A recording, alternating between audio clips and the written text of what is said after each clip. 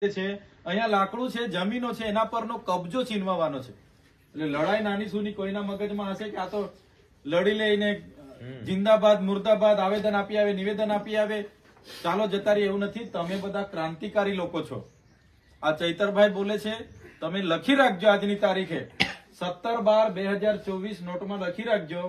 આવનારા દિવસોમાં જો ગુજરાતમાં પરિવર્તન જો લાવવું પડશે તો અહીંયા બેઠેલા આપણે બધા લાગશું ને તો પરિવર્તન આવવાનું છે, બીજો કોઈ પરિવર્તન લાવવા વાળો નથી.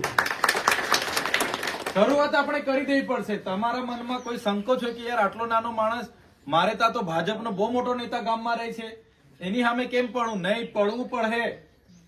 એ ભાજપનો મોટો નેતા હશે ને પૈસાનો જોર હશે ને એની સામે પડવું પડે. તમારી સંકુચિતા માનસિકતા કાઢી નાખો.